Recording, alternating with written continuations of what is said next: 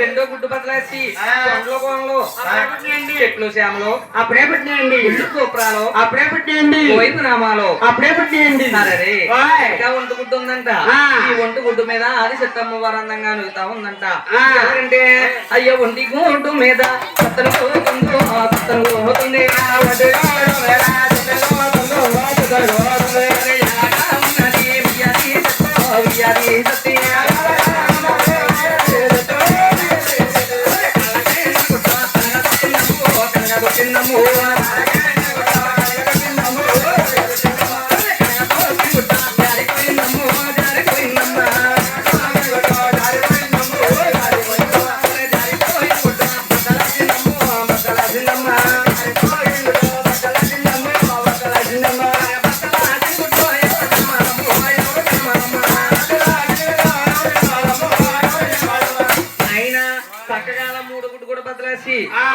ఆదిసత్తమ్మ వారు ముగ్గురు బాలలకు జన్మాలు ఇచ్చిందంట.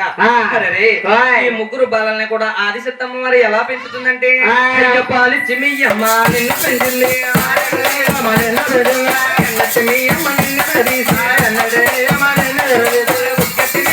ఊసులే చెప్పి ఒకరే ఊసులే చెప్పి పాలు తాగమ్మ పాకుతున్నారు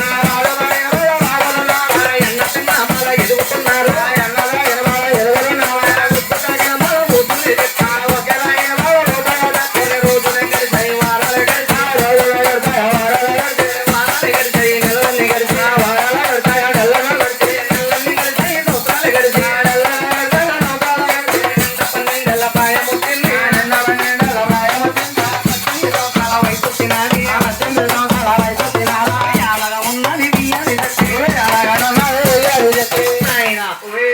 ముగ్గురు బాలలు ఎప్పుడైతే జన్మాలు ఇచ్చిందో ఈ ముగ్గురు బాలలో కూడా తల్లి గారిని ఏమంటున్నారంటే అమ్మా మేము ఎన్నాళ్ళు చూసినా ఇంతేనా తల్లి, ఊరులు లేవా పేర్లు లేవా రాజ్యాలు లేవా అన్నప్పటికీ ఈ ఆదిసత్తమ్మ వారు ముగ్గురు బాలలకే ముగ్గురు పేర్లు పెట్టి మూడు రాజ్యాలు ఇచ్చిందండి ఎత్తుందంట.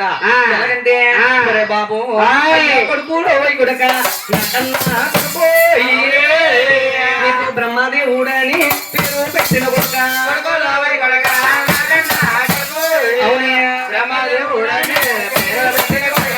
బ్రహ్మదేవుడని పేరు పెట్టిన కొడుకు బ్రహ్మాపురి పట్నాలో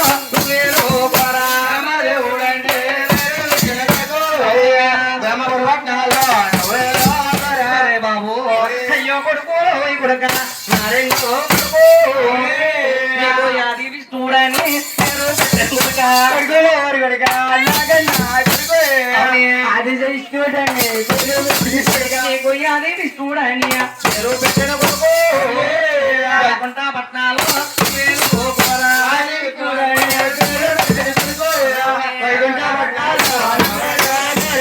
బాబు అయ్యో కొడుకులో వై కొడుక కొడుకు నీకు యాది శంకరుడని పేరు పెట్టిన కొడుక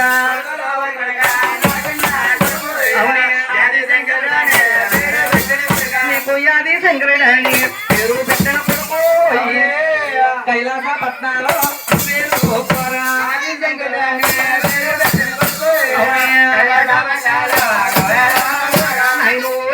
ముగ్గురికి మూడమ్మ రాజ్యాలు ఇచ్చింది,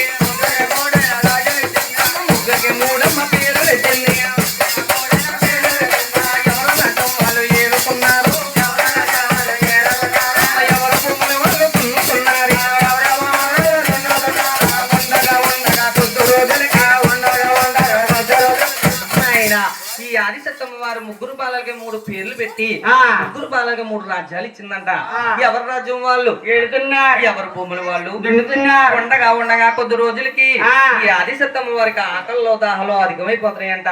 పట్టించుకునే నాదుడే లేదంట. ఈ ఆదిసత్తమ్మ వారి అడుగులు అప్పుడు యాకాగిలా తిరుగుతుందంట.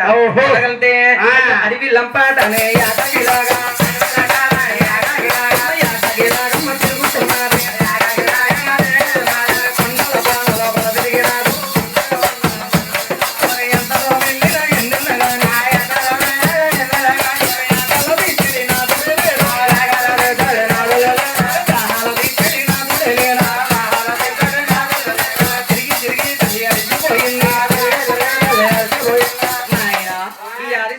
వారు ఎంత దూరం వెళ్ళినా గాని ఆకలి తీర్చేది దాహాలు తీర్చేది తిరిగి తిరిగి అలసిపోయి అడుగులో ఒక చెట్టు ఉంటే చెట్టు కింద కూర్చుందంట మహాతల్లి.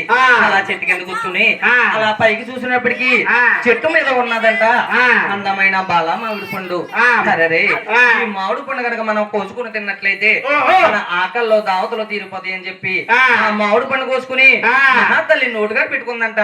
ఎప్పుడైతే నోటుగాడు పెట్టుకుందో ఈ మహాతల్లికి రూపాలు మారిపోతున్నాయి. ఎలాగంటే ముసలకాలం పోయి పొరుసుకాలాలు పోయి ఎమలకాలండి ఎలాగంటే ముసలకాలం పోయి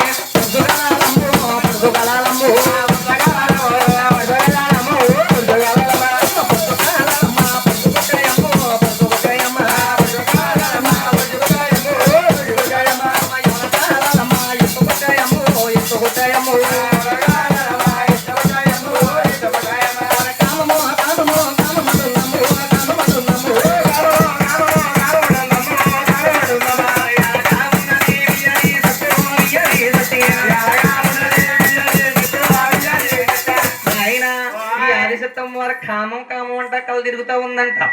ఎంత దూరం ఏందిల్లా గాని కామాలు తీర్చేది నాదుడే కనపడతలేదంట. సరే ఈ తల్లి గారు దివ్యదిస్తూ ఆలోచించి సరే నా గుడ్డులో 3 బాలలు పుట్టారు కదా, ఆ 3 బాలల్లోని నన్ను ఎవరొకరు పొందకపోతారా పోతారా అలాగని చెప్పి తొలుగుంటా బ్రహ్మపురి పట్టణాల బ్రహ్మాదేవుడి దగ్గరికి బయలుదేరుతా ఉందంట. ఎలాగంటే నందన నందన నందన ఎంత సకన తల్లి నందన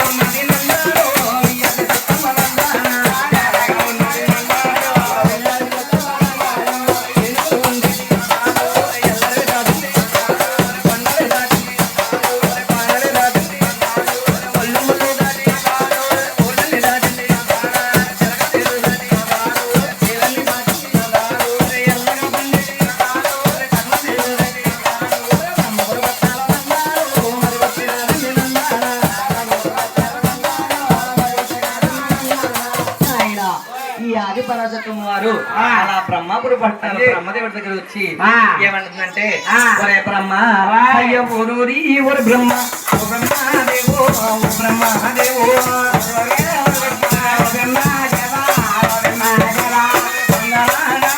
పొందుకలేనవయ్యో పొందుకలేనవయ్యా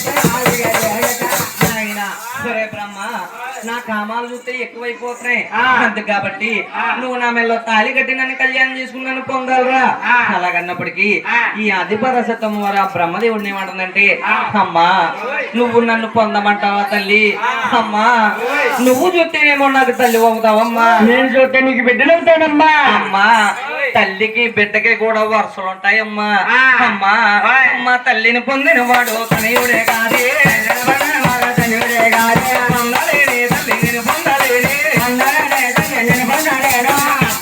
తల్లి మెల్లోని తాలి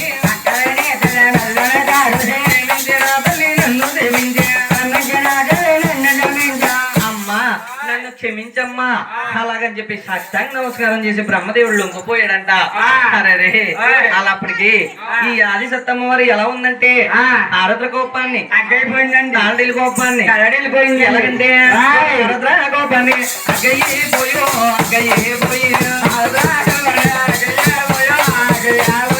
తలడిల్లి కోపాన్ని తలడిల్లి నమ్ము తలడిల్లి నమ్ము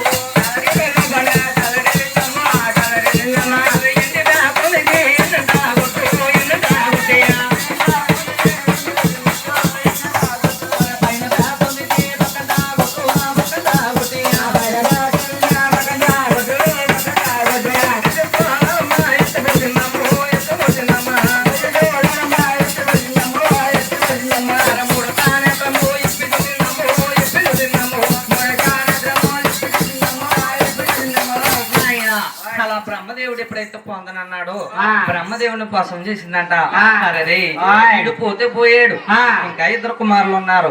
వాళ్ళిద్దరిలో నన్ను ఎవరొకరు పొందకపోతారా, నా కామాలు తీర్చకపోతారా బాబు అంజీ అలాగని చెప్పి అలా చక్కగా రెండో కుమారుడు ఆది విష్ణువు దగ్గరికి బయలుదేరుతా ఉందంట. ఎలాగంటే ఒరే సిరిమల్లె పువ్వు సిరిమల్లె పువ్వు ఎంత దగ్గర తల్లివి అది సత్య సిరిమల్లె పువ్వు సిరిమల్లె పువ్వు ఎంత దగ్గర తల్లివి ఎంత సత్య కొండలే దాటింది కోనలే దాటి కోనలే దాటి ఒళ్ళు మల్లు దాటి ఒళ్ళని దాటి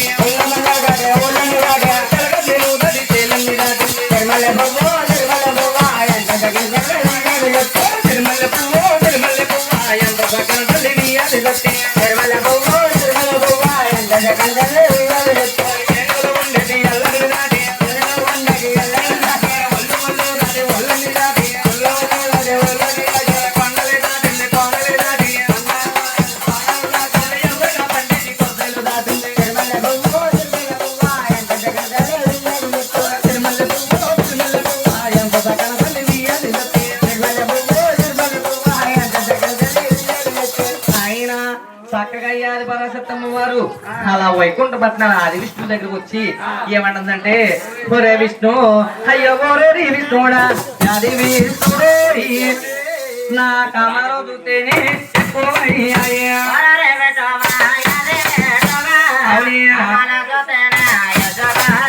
అందు కాబట్టి ఒరే పొందరా నాతోటి పొందు కలిగినమయ్యో ఆడరా నాతోటి ఆడు కలిగినమయ్యా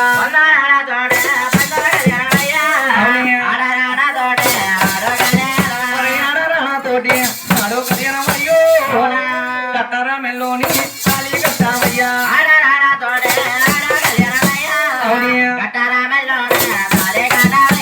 విష్ణు కామాలు చూస్తే ఎక్కువైపోతున్నాయి అంతే కాబట్టి నువ్వు నా మెల్లో తాళి కట్టి నన్ను కళ్యాణం చేసుకున్నాను పొందాలరా. అలాగన్నప్పటికీ ఈ ఆది విష్ణువుడు ఏమంటున్నాడంటే అమ్మా తల్లి జగన్మాత నువ్వు నన్ను పొందమంటావా తల్లి? అమ్మా నువ్వు చూస్తేనేమో నాకు తల్లి అవుతావమ్మా, నేను చూస్తేనేమో తల్లికి బిడ్డకి కూడా అమ్మా తల్లిని పొందనివ్వడు తల్లి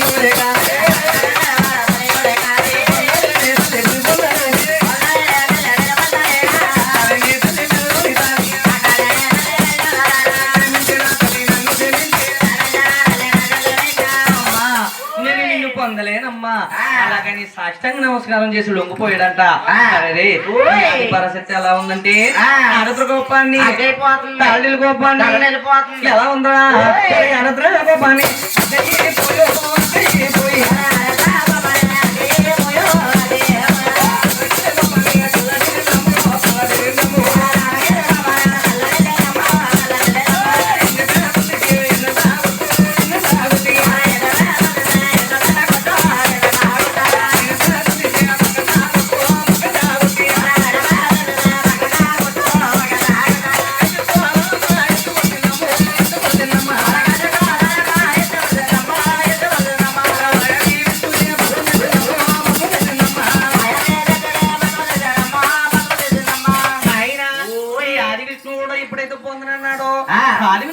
భస్మం చేసిందట.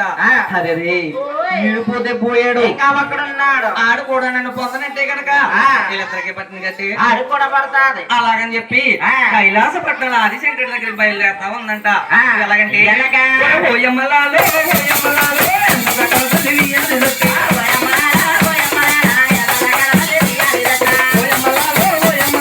ఎంత సకల తెలియాలి రొట్టె. కొన్నది దాటింది కోనది దాటి ఒళ్ళుమన్ను గది ఒళ్ళని దాటి కలగలేను గది చేలని దాటింది. ఓయమ్మలాలో ఓయమ్మలాల ఎలాగ ఉన్నది నీయాలి రొట్టె. ఆయన సంగగయ్యాది సత్తమ్మ వారు అలా కైలాసపట్నంలో ఆదిశంకర్ దగ్గర వచ్చి ఏమంటుందంటే ఒరే శంకరా అయ్యో ఓరోది శంకరుడు ఆదిశంకరుడు ఆదిశంకరుడు అమ్మోటి ఎక్కువయ్యాయో ఎక్కువయ్యాయి పొందరాన పొడి పొందుకలినవయ్యో పొందుకలినవయ్యా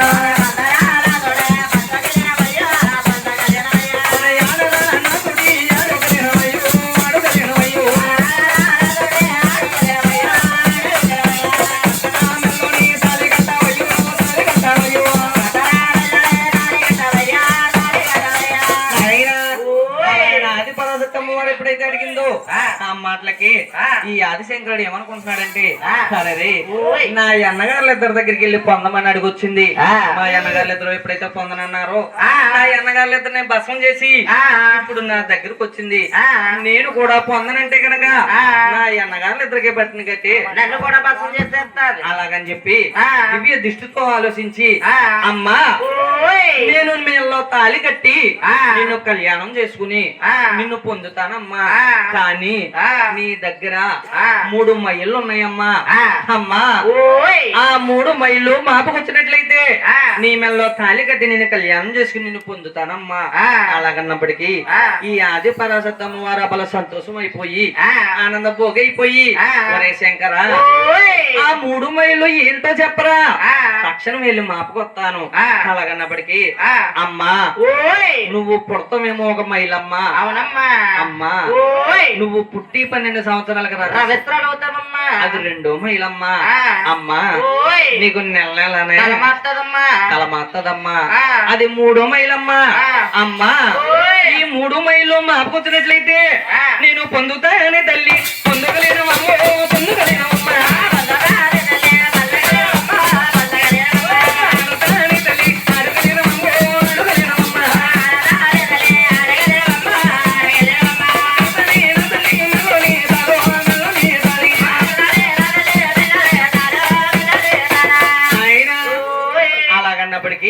ఈ ఆది పరాశత్తమ్మ వారు 3 మైళ్ళు మాపుకుంటాక గోదావరి ఒడ్డుకు బయలుదేరుతుందంట. ఇది ఎలా ఉండగా ఈ ఆదిశంకరుడు దివ్య దృష్టితో ఆలోచించి అరే నా తల్లి గారు గనక 3 మైళ్ళు మాపుకొచ్చినట్లయితే నా తల్లి గారిని నేనే పొందాలి. తల్లిని పొందిన వాడు కాదు. అలాగని చెప్పి చిన్ననాటి స్నేహితురాలు గంగా భవాని కోరి ప్రార్థిస్తుందంట. ఎలాగంటే అమ్మా గంగా భవాని అయ్యో ఓలోలే ఓలు గంగా గంగా భావను గంగా భావని తల్లి నీ వద్ద కొట్టు నీ వద్ద కొట్టి నా తల్లి కైనా నీ దొరకకుండానమ్మో దొరకకుండానమ్మో దొరకకుండానమ్మా పరుగులే తీయో పరుగులే తీయే.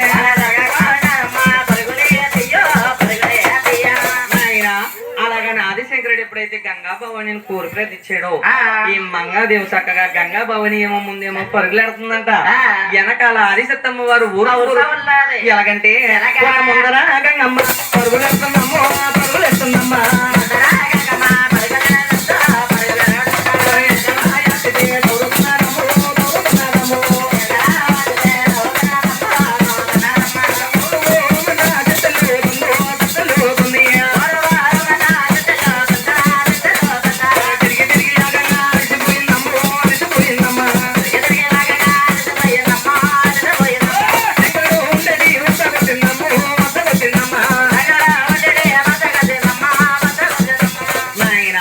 ఈ గంగా భవాని ఆదిశక్తమ్మ వారి ఉగ్ర రూపాలు తట్టుకోలేక తిరిగి అలసిపోయి ఆదిశంకరుడి దగ్గరికి వచ్చి "ఒరే శంకర, నీ తల్లి ఉగ్ర రూపాలకి నేను ఆగలేకపోతున్నాను రా, ఉపాయం ఉంటే చెప్పరా" అన్నదంట. ఆ మాటలకి ఈ ఆదిశంకరుడు గంగా భవానిని తీసి శిఖలో ముడేసుకున్నాడు. శిఖలో గంగాదేవి ఇది ఎలా ఉండగా ఆదిశక్తమ్మ వారికి చుక్క నీరు కూడా దొరక్క ఊరుమంట కైలాస పట్నాలు తిరిగి వచ్చేస్తుందంట. అది చూసిన శంకరుడు ఏమన్నాడంటే, అరే నా తల్లి గారికి చుక్క నీరు కూడా దొరక నా దగ్గరికి రానే వస్తుంది, నా తల్లి గారిని నా చేతులతో నేనే భస్మం చెయ్యొచ్చు అలాగని చెప్పి చక్కగా ఈ శిఖలో ఉన్న గంగా భవాని ఏం చేస్తున్నాడంటే, ఒరే గోరుతో గొయ్యమ్మ గొయ్య గారించే గంగానే వదిలిపెట్టాడు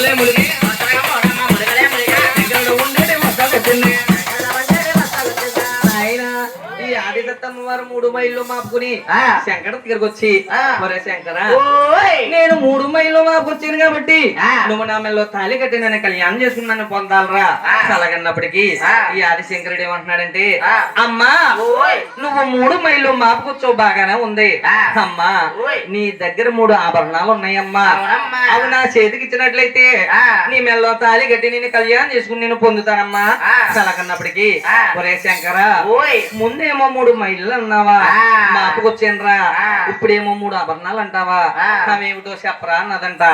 ఆ మాటలకి ఆదిశంకరుడు ఏమంటున్నాడంటే, అమ్మా ఈ చేతిలో ఉన్నాయా శంకు చక్రాలే, నా చేతికి ఇయ్యావే అనగన్నా తల్లి.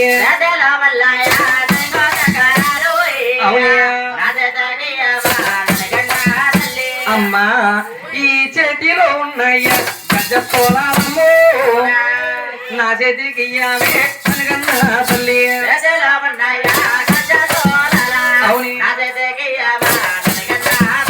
అమ్మా నీ నొట్టానే ఉన్నది 3 తానేతో, నా నొట్టానెత్తావే అనగన్నా తల్లి.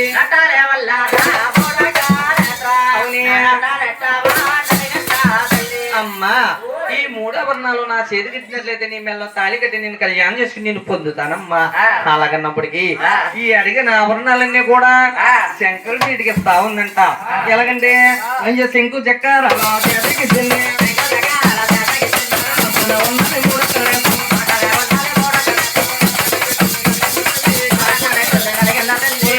పెట్టింది నరగన్న తల్లి, చేతిలో ఉన్నాయి గజ పోలాలి నరగన్న తల్లి. ఆయన అడిగిన ఆభరణాలు కూడా శంకరుడి చేతికి ఇచ్చిందంట. శంకరుడికేమో బలం పెరిగిపోయింది. ఈ శంకరుడు ఆభరణాలన్నీ ఎప్పుడైతే వదిలేసిందో ఆదిశక్తమ్మ వారికి బలం తగ్గిపోయిందంట. సరే ఈ ఆదిశంకరుడు ఏమంటున్నాడంటే, అమ్మా నువ్వు చూస్తేనేమో 8 తాళ్ళు పుడుకుంటావమ్మా, నేను చూస్తేనేమో భూమిలో కొంటానమ్మా, కొంత వంగినట్లయితే నీ మెల్లో తాళి కట్టి నేను కళ్యాణం చేసుకుని నేను పొందుతానమ్మా అలాగన్నప్పటికీ ఎవరో చూడకుండా సత్తలుగుతుందంట. ఎలాగంటే అయ్య చల్లగా మెల్లగా సత్తలుగుతుంది ఎవరో చూడకుండా సత్తలుగుతుంది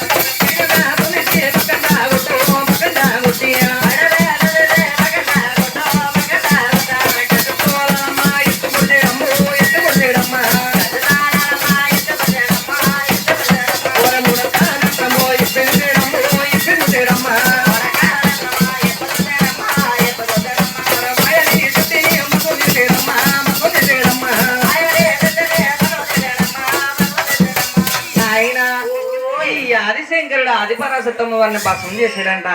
అరే ఈ భస్మం చేసిన బూడిదని దగ్గరికి పోగెత్తి అందులో 6 భాగాలు చేసి అందులో 2 భాగాలు తీసి చనిపోయిన అన్నగారు ఇద్దరిని బతికించుకుంటున్నాడంట. ఎలాగంటే నువ్వు ప్రాణాలే పోసేవా యావతులే పోసి అన్నగారిద్దరిని బతికించినావా ఎలాగా ఉన్నారే బ్రహ్మశంకరుడు.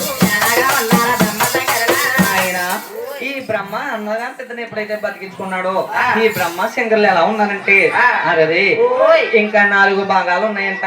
ఆ 4 భాగాల్లోని 3 భాగాలు తీసి ముగ్గురికి 3 సేవలు చుట్టిస్తున్నారంట. ఎలాగంటే అయ్యా బ్రహ్మదేవుడు భార్య సరస్వతి దేవో విష్ణుమూర్తి భార్య లక్ష్మీ దేవి బ్రహ్మదేవుడు భార్య సరస్వతి దేవ విష్ణుమూర్తి భార్య లక్ష్మీ దేవ విష్ణుమూర్తి భార్య లక్ష్మీ దేవో శంకరుడు భార్య పార్వతీ దేవి విష్ణుమూర్తి భార్య లక్ష్మీ దేవ శంకరుడు భార్య పార్వతీ దేవ నాయన బ్రహ్మదేవుడు భార్యము సరస్వతి దేవి అంట విష్ణుమూర్తి భార్యము లక్ష్మీదేవి శంకరుడు భార్య పార్వతీదేవి ముగ్గురికి 3 భార్యలు చుట్టించుకున్నారంట. ఇంకా ఒక భాగం ఉందంట. ఆ ఒక భాగాన్ని ఆదిశంకరుడు ఏమంటున్నాడంటే ఒరే అన్నయ్య ముందు ముందు కలియుగం పుడదలుచుకుంది. నదులు పుడతారన్నయ్య పుట్టే నరులందరికీ తల్లిగారు ఉంటారని మనకు కూడా తల్లి ఉండాలన్నయ్య మనకి కూడా ఒక తల్లి ఉండాలి కాబట్టి మన తల్లిగారిని మనం బతికించుకుందాంరా అలాగని చెప్పి ఈ బ్రహ్మశంకరులు ముగ్గురు కలిపి ఆ ఉన్న ఒక్క భాగాన్ని కూడా తల్లిగారిని బతికించుకుంటున్నారంట. ఎలాగంటే అయ్యో బ్రహ్మదేవుడమ్మ బొమ్మకి చేరు మాయాదేవి చూడు రూపాలి రుచి మరియ చేశాడు ఆదిశంకరుడు ప్రాణంలో సగభాగం తల్లికి పోసి తల్లిగారు లోపల రుద్దుకున్నారు. ఆయన ఈ తల్లిగారిని ఎప్పుడైతే బతికించుకున్నారో ఈ ఆదిశంకర్లు ఏమంటున్నారంటే ఒరే అన్నయ్య మన తల్లిగారిని ఇలాగా వదిలేస్తే ఎండొస్తే వానొస్తే మనకే కూడా మన తల్లిగారు గుడి కట్టాలరా అలాగని చెప్పి ఈ బ్రహ్మశంకర్లు ముగ్గురు కలిపి తల్లిగారు గుడి కడుతున్నారంట. ఎలాగంటే నీకు కొంచెం నపోసేరా గుండ్రం నమ్మాలి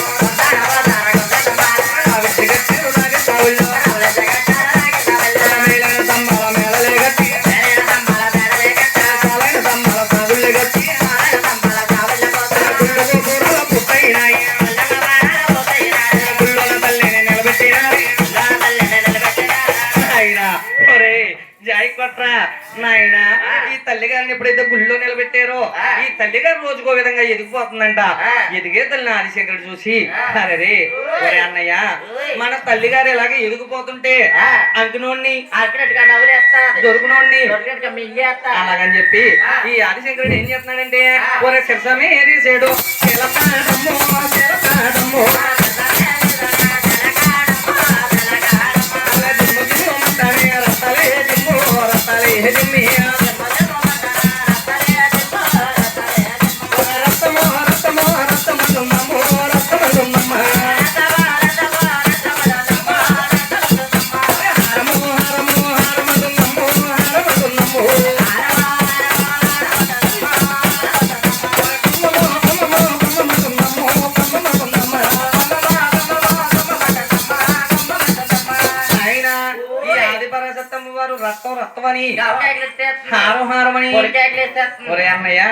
మన తల్లిగారు రక్తం అందంటే అంకునోడిని దొరుకునోడిని అలాగని చెప్పి ఈ బ్రహ్మశంకర్లు ఏమంటున్నారంటే అమ్మా నీకు రక్తం ఉన్న మాటలు ఓడరానే ఉన్నమ్మా హారం అన్న మాట నిన్ను ఊరికి పల్లికి అలా పంచిపెట్టి నీకు నైవేద్యం పెడతావమ్మా అలాగని చెప్పి అలా ఊరికి పంచి పెడుతున్నారు గోవిందు అక్క చూడ కనుక శంకు జగన్ మచ్చవుతారా గోవిందు మసి కనక దుర్గావే కనక దుర్గావే రేపల్లె వాడల్లో కృష్ణా నది తీరానా స్నానానికి నువ్వు వెళితే పాలు జారి నువ్వమ్మ కొట్టుకుని పోతుంటే పోయేవారు నిన్ను చూసి కొండ మీద పెట్టారే అంబటోళ్ళ కూతురగా పోయేవాడి కోడలగా నువ్వయ్యి పోయావే ఎన్ని పేరులమ్మో దుర్గమ్మానికైనా ఉన్నాయమ్మో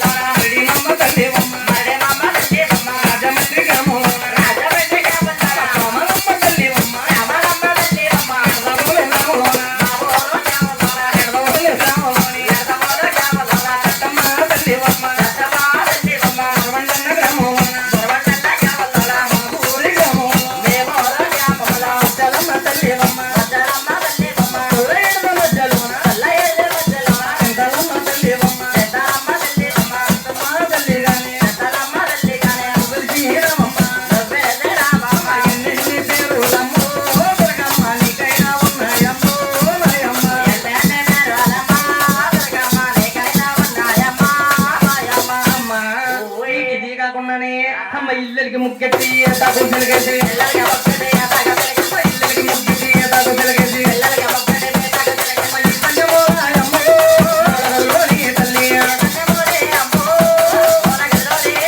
పచ్చని ఎడకు నీకైనా పరిచయం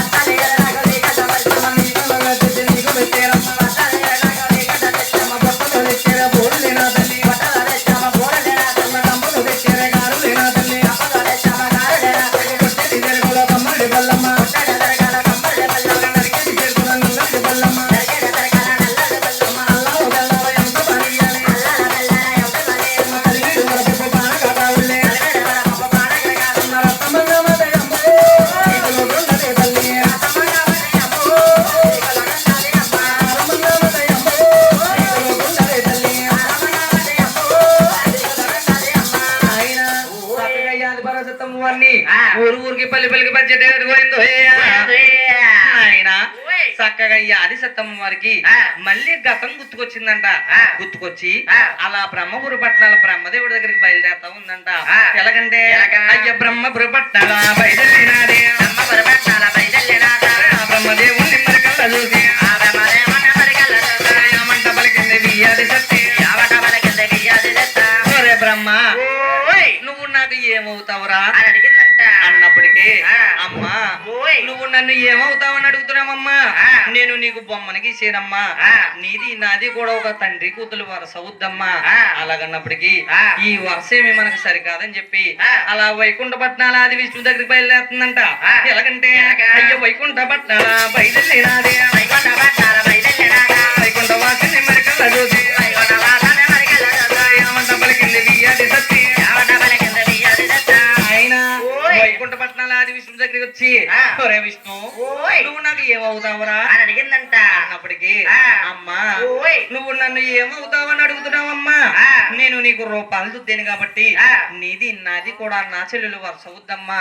అలాగన్నప్పటికీ ఈ వరుస కూడా మనకు సరికాదని చెప్పి అలా కైలాస పట్నాల ఆదిశంకరుడి దగ్గరికి బయలుదేరుతా ఉందంట. ఎలాగంటే అయ్యో కైలాస పట్నాల బయలుదేరాదే కైలాస వాసుని మరి కళ్ళ చూసి ఏమంట పలికింది బియ్యాది సత్తి ఆయన కైలాస పట్నాల ఆదిశంకర్ దగ్గరకు వచ్చి ఒరే శంకర నువ్వు నాకు ఏమవుతావురా అని అడిగిందంట. అన్నప్పటికీ అమ్మా నేను నీకు ఈ యుగంలో ఏమి అవను గాని అమ్మా వచ్చే యుగంలోని నేను శ్రీశైలం వేలేది శివుడు మల్లికార్జున స్వామిలో వెలిసి పుడతానమ్మా, నువ్వేమో బెతవాడ కొండ పైన కనకదుర్గగా వెలిసి పుడతావమ్మా. అప్పుడు నీ మెల్లో తాళి కట్టి నేను కళ్యాణం చేసుకుని నేను పొందుతానమ్మా. అలాగని అభయం ఇచ్చాడు పోయిందో అక్కాబి చూడకన ఊరగా చెంగు జగర మచ్చవుతారు నాయను అమ్మ గురువు చెప్పిన విద్య గురు తప్పకుండా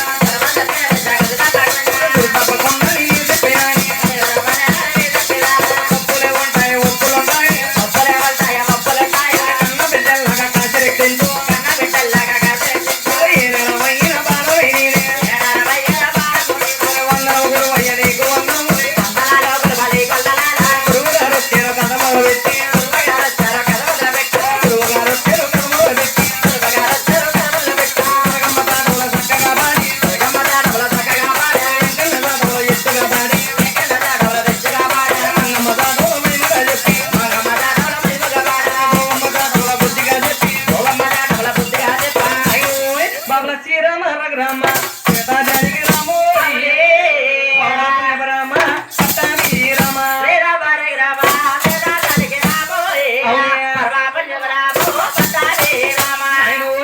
తెల్ల తెల్ల గట్ల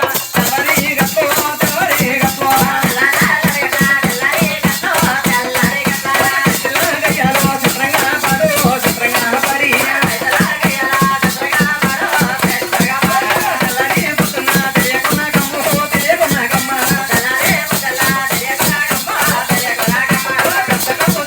ప్రబలంగా చెప్పు ప్రబలంగా చెప్పి ఆదికి పర్వాత అక్క బెదవాడ కనకదుర్గ చెంకు జగర మచ్చవుతారా ఏడు కొండవాడు వెంకటరమణ నెట్ట సామణ వస పోయిందు